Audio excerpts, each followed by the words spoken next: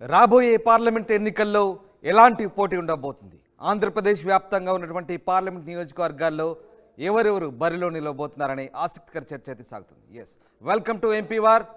అనంతపురం సంబంధించి ఉమ్మడి ఆంధ్రప్రదేశ్ అనంతపురం సంబంధించి ఉమ్మడి అనంతపురం నియోజకవర్గానికి సంబంధించి ఆసక్తికర పోరు సాగబోతోంది. ఆయా ప్రధాన పార్టీల అభ్యర్థులు ప్రస్తుతం బరిలో నిలిచేందుకు ఆసక్తి చూపుతున్నారు. ముఖ్యంగా రెండు ప్రధాన పార్టీల మధ్య పోటీ ఉండబోతుంది. అధికార వైసీపీ, ప్రతిపక్ష టీడీపీ మధ్య ఈసారి అనంతపురం సంబంధించి ఆసక్తికర పోటీ ఉండబోతుంది. ప్రస్తుతం సిట్టింగ్ ఎంపీగా వైసీపీ నుంచి తలారి రంగయ్య కొనసాగుతున్నారు. ఇక ఈసారి ఆయా పార్టీలు ఎవరెవరికి బరిలో నింపబోతున్నాయి, ఎవరెవరిని అభ్యర్థులుగా ఖరారు చేయబోతున్నది మాత్రం ఆసక్తికరంగా మారింది. ఇవన్నీ విషయాలు కూడా తెలుసుకునే ప్రయత్నం చేద్దాం. మా ప్రతినిధి చెల్లాకయ్య నాయుడు ప్రస్తుతం మనకు అందుబాటులో ఉన్నారు. దానికంటే ముందు ఒక్కసారి అనంతపురం నియోజకవర్గానికి సంబంధించి ప్రధాన పార్టీల నుంచి ఏ అభ్యర్థులు బరిలో ఉండబోతున్నారు, ఎవరెవరు టికెట్ ఆశావాహులుగా ఉన్నారు, వారికి సంబంధించిన నేపథ్యం ఏంటో తెలుసుకునే ప్రయత్నం చేద్దాం. ముందుగా అధికార వైసీపీకి సంబంధించి అధికార వైసీపీ అలాగే ప్రతిపక్ష టీడీపీ పోటీ పడుతున్నాయి. ఇక వైసీపీ నుంచి ప్రధానంగా శంకర్ నారాయణ ప్రస్తుతం ఈయన ఎమ్మెల్యేగా కొనసాగుతున్నారు. 2014లో పెనుకొండ నుంచి ఓటమి పాలయ్యారు. అలాగే 2019లో ఈయన గెలుపొందారు. మాజీ మంత్రి 2011లో టీడీపీ నుంచి వైసీపీలో చేరారు. సో ఈయనే ప్రధాన పోటీదారుగా ఉన్నారు. ప్రస్తుతం అధికార వైసీపీ ఈయనకే టికెట్ కేటాయించే అవకాశాలు దండిగా కనిపిస్తున్నాయి. ఎందుకంటే శంకర్ నారాయణ ఈసారి వైసీపీ నుంచి ఎంపీ అభ్యర్థిగా బరిలో ఉండే అవకాశాలు ఎక్కువగా ఉన్నట్టుగా కనిపిస్తోంది. ఇక పెద్ద పోటీ కూడా ఏం లేదు. వైసీపీ నుంచి శంకర్ నారాయణ అభ్యర్థిత్వం దాదాపుగా ఖరారైనట్టుగా తెలుస్తుంది. సో అధికార వైసీపీ నుంచి ప్రస్తుతం ఎమ్మెల్యేగా ఉన్నటువంటి శంకర్ నారాయణ ఒక్కరే వైసీపీ ఎంపీ అభ్యర్థిగా బరిలో ఉండే అవకాశాలు కనిపిస్తున్నాయి. ఇక ప్రధాన ప్రతిపక్షమైన టీడీపీకి సంబంధించి ఒకసారి చూద్దాం. టీడీపీ నుంచి మాత్రం గట్టి పోటీ ఉంది. దాదాపు 5 ఆశావాహులు ఉన్నారు టీడీపీ నుంచి. సో ఎవరెవరున్నారు ఏంటో ఒకసారి తెలుసుకునే ప్రయత్నం చేద్దాం. ప్రధానంగా కాలువ శ్రీనివాసులు మాజీ మంత్రి, అలాగే బీకే పార్థసారథి, పూల నాగరాజు మాజీ జడ్పీ చైర్మన్, అలాగే శివబాల టీడీపీ రాష్ట్ర కార్యదర్శి, కమ్మూరి నాగరాజు టీడీపీ నేత. ఈ 5 పోటీలో ఉన్నారు. ప్రధానంగా కాలువ శ్రీనివాసులు మాజీ మంత్రి, గతంలో ఎంపీగా పనిచేశారు. ఈయన అభ్యర్థిత్వానికి సంబంధించి ఎక్కువగా ప్రస్తుతానికి ఊహాగానాలు వెలువెత్తున్నాయి. ఒక్కసారి కాలువ శ్రీనివాసులు ప్రొఫైల్ తెలుసుకునే ప్రయత్నం చేద్దాం. కాలువ శ్రీనివాసులు 1999లో అనంతపురం ఎంపీగా విజయం సాధించారు. అలాగే 2014, 2009లో ఈయన ఓటమి చెందారు. ఇక తర్వాత 2014లో కాలువ శ్రీనివాసులు రాయదుర్గం నుంచి ఎమ్మెల్యేగా గెలిచి చంద్రబాబు హయాంలో మంత్రిగా పనిచేశారు. చంద్రబాబు కోటరీలు చాలా కీలకమైన వ్యక్తిగా చెప్తుంటారు. గతంలో ఈయన మంత్రిగా పనిచేసిన కూడా అనుభవం ఉంది. కాలువ శ్రీనివాసులు తెలుగుదేశం పార్టీ పాలిట్ బ్యూరో మెంబర్గా కూడా ఉన్నారు. సో చంద్రబాబు అత్యంత ప్రాధాన్యత ఇచ్చేటువంటి పార్టీ ముఖ్యుల్లో ఈయన కూడా ఒకరిగా చెప్తుంటారు. సో ఈసారి కూడా అనంతపురం నియోజకవర్గానికి సంబంధించి మళ్ళీ కాలువ శ్రీనివాసులను బరిలో దించుతారా, లేదంటే ఈయన్ని అసెంబ్లీకి పోటీ చేస్తారనేది ఆసక్తికర చర్చ సాగుతుంది. అయితే అనంతపురం ఎంపీ స్థానానికి సంబంధించి ప్రధానంగా చర్చ వచ్చినప్పుడు మాత్రం కాలువ శ్రీనివాసుల పేరే ప్రముఖంగా వినిపించేటువంటి పేరు. ఇక మరొక అభ్యర్థికి సంబంధించిన ప్రొఫైల్ చూద్దాం. బీకే పార్థసారథి సీనియర్ నేత. ఈయన కూడా గతంలో ఎంపీగా పనిచేశారు. హిందూపురం నుంచి 2009, 2014లో పెనుగొండ నుంచి ఎమ్మెల్యేగా ఈయన గెలుపొందారు. అలాగే 1999లో ఈయన హిందూపురం నుంచి ఎంపీగా పనిచేసిన అనుభవం ఉంది. సో బీకే పార్థసారథి కూడా టీడీపీలో సీనియర్ నేతగా ఉన్నారు. ప్రస్తుతం ఈయన కూడా అనంతపురం ఎంపీ స్థానాన్ని ఆశిస్తున్నట్టుగా తెలుస్తుంది. ఒకవేళ పార్టీ అధిష్టానం కనుక ఈయనకు ఎంపీ సీటు లేదా ఎమ్మెల్యే స్థానం నుంచి పోటీ చేస్తారా, లేదంటే ఎంపీ సీట్ ఇస్తారా అంటే చర్చ వస్తే కనుక ఖచ్చితంగా అనంతపురం పార్లమెంట్ నుంచి ఈయన కూడా ఒక అభ్యర్థిగా బరిలో ఉండొచ్చు అనే ఊహాగానాలు అయితే వెల్లువెత్తున్న నేపథ్యంలో బీకే పార్థసారథి అభ్యర్థిత్వాన్ని కూడా పార్టీ పరిశీలిస్తున్నట్టుగా తెలుస్తుంది. ఇది బీకే పార్థసారథి సంబంధించినటువంటి ప్రొఫైల్. ఇక మరొక అభ్యర్థి చూద్దాం. పూల నాగరాజు ప్రస్తుతం సీనియర్ నేతగా ఉన్నారు. ఈయన అనంతపురం మాజీ జడ్పీ చైర్మన్గా కూడా గతంలో పనిచేశారు. 34 ఏళ్లుగా పార్టీ కోసం అంకిత భావంతో పనిచేస్తున్నారని మంచి పేరుంది. తెలుగుదేశం పార్టీని అంటిపెట్టుకుని 34 ఏళ్లుగా పనిచేసినటువంటి కార్యకర్తగా ఆయనకు గుర్తింపు ఉంది. గతంలో జడ్పీ చైర్మన్గా కూడా పూల నాగరాజు పనిచేశారు. ఒకవేళ కాలువ శ్రీనివాసులు కానీ బీకే పార్థసారథి కానీ ఎంపీ టికెట్ వద్దు అనుకుంటే, అసెంబ్లీకి వెళ్తామనుకుంటే కనుక తర్వాతి వరుసలో పూల నాగరాజు ఉండే అవకాశం ఉంది. పార్టీ ప్రాధాన్యత క్రమంలో ఆ ఇద్దరి తర్వాత పూల నాగరాజుకి ఎక్కువ ప్రయారిటీ ఇచ్చే ఛాన్సెస్ కనిపిస్తున్నాయి. ఇక మరొక నేత సంగతి చూద్దాం. పూల నాగరాజు తర్వాత శివబాల టీడీపీ నేత. ప్రస్తుతం ఈమె టీడీపీ రాష్ట్ర కార్యదర్శిగా ఉన్నారు. అలాగే మహిళా కోటలో కనుక ఒకవేళ ఎంపీగా బరిలో నిలపాలనుకుంటే కనుక శివబాల అభ్యర్థిత్వాన్ని పరిశీలించే అవకాశం ఉన్నట్టుగా వార్తలు వస్తున్నాయి. టీడీపీ ఈమెను కూడా ఎంపీ అభ్యర్థిగా కన్సిడర్ చేసే ఛాన్సెస్ కూడా ఉన్నాయి. ఇక మరొక ఆశావాహుల గురించి తెలుసుకుందాం. శివబాల తర్వాత కమ్మూరు నాగరాజు గ్రాడ్యుయేట్ ఎమ్మెల్సీ నుంచి గతంలో పోటీ చేసి ఓడిపోయారు. అలాగే సాఫ్ట్వేర్ రంగంలో దాదాపు సుదీర్ఘ అనుభవం ఉంది. దాదాపు 24 ఏళ్ల అనుభవం ఉన్న వ్యక్తిగా చెప్తుంటారు సాఫ్ట్వేర్ రంగంలో.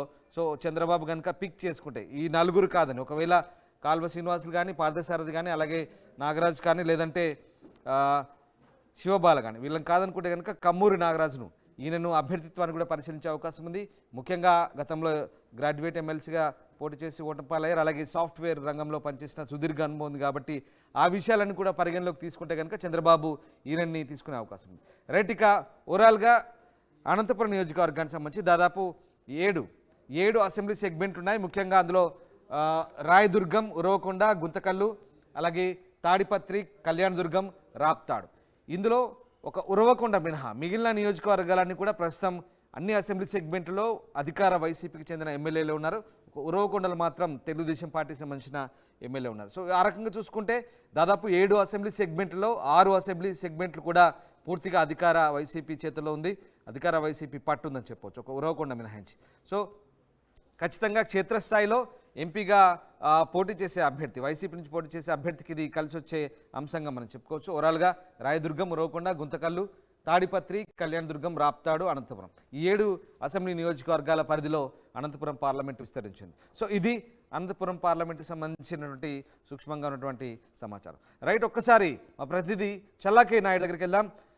అనంతపురం నియోజకవర్గానికి సంబంధించి ఎట్లాంటి పోటీ ఉండబోతుంది, ప్రధాన పార్టీల నుంచి ఏ అభ్యర్థులు ఖరారు చేయబోతుందో తెలుసుకుందాం. ఎస్ నాయుడు, ముఖ్యంగా ఏ పార్టీ నుంచి గట్టి పోటీ ఉండే అవకాశం ఉంది, ఏ పార్టీల మధ్య గట్టి పోటీ అవకాశం ఉంది, అలాగే ప్రధాన ప్రతిపక్షమైన టీడీపీ, అధికార వైసీపీ నుంచి ఎవరెవరిని అభ్యర్థులుగా నిలిపే అవకాశం ఉంది, మిగతా పార్టీల సంగతి ఏంటి? అనంతపురం పార్లమెంట్ విషయంలో మాత్రం తెలుగుదేశం పార్టీ వైపు నుంచి ఆశావాహులు పెద్ద ఎత్తున ఉన్నటువంటి పరిస్థితి. అయితే ఇక్కడ మనం ప్రసారం చేస్తున్నటువంటి వాటిలో మనం ఇది అనంతపురం పార్లమెంటు స్థానాల్లో భాగంగా రాప్తాడు కాకుండా అక్కడ సింగనమల ఉండాలి. చిన్న కరెక్షన్ ఉంది. కాకపోతే మొత్తం మీద తెలుగుదేశం పార్టీ నుంచి దాదాపు 5 నుంచి 7 మంది ఆశావాహులు పార్లమెంట్ అభ్యర్థిగా పోటీ చేయాలని పోటీ పడుతున్నటువంటి నేపథ్యం. మొత్తం మీద అయితే మాత్రం కాల్వ శ్రీనివాస్ కానీ బీకే పార్థసారథి వీళ్ళిద్దరి మధ్య తీవ్రమైన పోటీ కాదు, కానీ వీళ్ళిద్దరిని ఒకరిని హిందూపురం పార్లమెంట్కి, ఒకరిని అనంతపూర్ పార్లమెంట్కి పంపాలని పార్టీ యోచిస్తోందని చెప్పేసి మనకి ఇప్పుడు ఇన్ఫర్మేషన్. ఇటువంటి పరిస్థితుల్లోనే ముఖ్యంగా ఏదైతే ఉందో పూల నాగరాజు దగ్గర నుంచి కమ్మూరి నాగరాజు, శివబాల, మొత్తం వీళ్ళందరినీ కూడా బీసీ కోటాలో, ఎందుకంటే శంకర్ నారాయణను వైసీపీ ఇప్పటికే బీసీ కోటాలోనే అభ్యర్థిగా ఆడ నిలబెట్టబోతున్నటువంటి నేపథ్యంలో మరొక ఇటు తెలుగుదేశం పార్టీ అయితే మాత్రం మరొక బీసీ అభ్యర్థిని నిలపాలి అని చెప్పేసి యోచిస్తున్నట్టుగా తెలుస్తున్నటువంటి నేపథ్యంలో మళ్ళీ బీసీ కోటాలోనే చాలా మంది ఆశావాహులు దాదాపు 5 నుంచి 8 మంది దాకా ఆశిస్తున్నట్టుగా తెలుస్తుంది. తీవ్ర ప్రయత్నాలు కూడా చేస్తున్నటువంటి పరిస్థితి. మొత్తం మీద అయితే తెలుగుదేశం అధిష్టానం వీళ్ళందరి ప్రొఫైల్ కావచ్చు, మొత్తం గ్రౌండ్ లెవెల్ ఎలా ఉంటుంది అనేది కూడా మొత్తం మీద ఎంక్వైరీ కూడా చేస్తున్నటువంటి సమాచారం. ఇటువంటి పరిస్థితులను ఎవరిని పిక్ చేసుకుంటారు? ముఖ్యంగా గతంలో అనుభవం ఉన్నటువంటి కాల్వ శ్రీనివాసుల్ని పిక్ చేసుకుంటారా, లేక బీకే పార్థసారథి? వీళ్ళిద్దరిని ప్రధానంగా హిందూపూర్ కావచ్చు, లేదంటే అనంతపూర్ కావచ్చు, ఈ 2 స్థానాల్లో ఎవరైతే ఉన్నారో బీకే పార్థసారథిని అనంతపూర్కి తీసుకొచ్చి కాల్వ శ్రీనివాస్ హిందూపూర్కి తీసుకెళ్తారు. ఖచ్చితంగా వీళ్ళిద్దరిని ఎంపీగా పోటీలు చేసే అవకాశం వీళ్ళిద్దరికి ఖచ్చితంగా ఉంటుంది అని చెప్పేసి 2-3 రోజులుగా పెద్ద ఎత్తున జిల్లా వ్యాప్తంగా చర్చ. ఇటువంటి పరిస్థితుల్లో ముఖ్యంగా వీళ్ళిద్దరు కాదు, లేదు వీరైతే మాత్రం ఖచ్చితంగా మేము ఎమ్మెల్యే స్థానాలకే పోటీకి వెళ్తాం, ఖచ్చితంగా మాకు ఎమ్మెల్యే స్థానాలే కేటాయించాలని చెప్పేసి అధిష్టానం దగ్గర కూడా గట్టిగా మాట్లాడుతున్నటువంటి పరిస్థితి అని చెప్పేసి మనకున్నటువంటి సమాచారం. ఇటువంటి పరిస్థితుల్లో మరి ఎవరిని పిక్ చేస్తారు? ముఖ్యంగా తెలుగుదేశం పార్టీ బీసీలకే ఖచ్చితంగా ఎంపీ స్థానాలు కేటాయించాలి అని చెప్పేసి గట్టి నిర్ణయం కూడా తీసుకున్నట్టుగా మనకు ఉన్నటువంటి సమాచారం. ఎందుకంటే వైసీపీ ఇప్పటికే అటు హిందూపురంలో శాంతమ్మ, అనంతపూర్కి వచ్చేసేటప్పటికి శంకర్ నారాయణ పూర్తి స్థాయిలో అనౌన్స్ చేసినట్టుగానే పార్టీ భావిస్తుంది. ఇటువంటి పరిస్థితుల్లో ముఖ్యంగా తెలుగుదేశం పార్టీ బీసీ పార్టీ అని చెప్పుకునేటువంటి తెలుగుదేశం పార్టీ కూడా బీసీలకే ఈ 2 ఎవరైతే ఉన్నారో పార్లమెంట్ స్థానాలని కేటాయిస్తే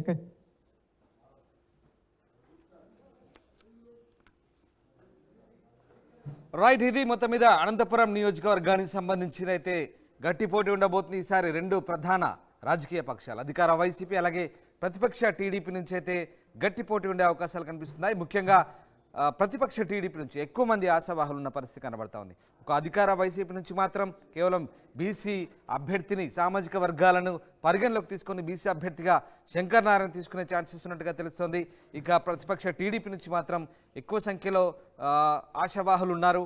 టికెట్ సంబంధించి ఒకవేళ ఎమ్మెల్యే కాకపోతే ఎంపీగానైనా బరిలో దిగేందుకు ఉత్సాహం చూపుతున్న పరిస్థితి. ఎక్కువ సంఖ్యలో నేతలంతా కూడా పోటీ పడుతున్న పరిస్థితి. సో చూడాలి టీడీపీ అధిష్టానం మరి ఎవరికి టికెట్ కేటాయించబోతుంది. టీడీపీ కూడా సామాజిక వర్గాల సమీకరణలో భాగంగా బీసీకే టికెట్ కేటాయించబోతుందా, లేదంటే సీనియారిటీని బట్టి సీనియారిటీ ప్రాతిపదికన టికెట్ కేటాయిస్తుందని మాత్రం ఆసక్తికరంగా మారబోతుంది. సో ఓవరాల్గా 7 అసెంబ్లీ సెగ్మెంట్లు ఉన్నాయి. 7 అసెంబ్లీ సెగ్మెంట్లో ఒక అసెంబ్లీ సెగ్మెంట్ మినహా మిగతా అంతా కూడా పూర్తిగా వైసీపీ పట్టున్న పరిస్థితి.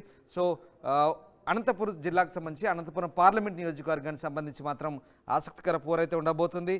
అటు రెండు ప్రధాన జాతీయ పార్టీలైనటువంటి కాంగ్రెస్ బీజేపీకి తీసుకున్నట్టయితే ఒకసారి బీజేపీ మాత్రం పొత్తులో భాగంగా టీడీపీ జనసేన బీజేపీ కనుక కలిసి పోటీ చేస్తే కనుక పొత్తులో భాగంగా ఆ సీటు టీడీపీకి వదిలేస్తుందా, లేదంటే బీజేపీ బరిలో ఉండబోతుందా అనేది మాత్రం కొంత చర్చనీయాంశమైన అంశం.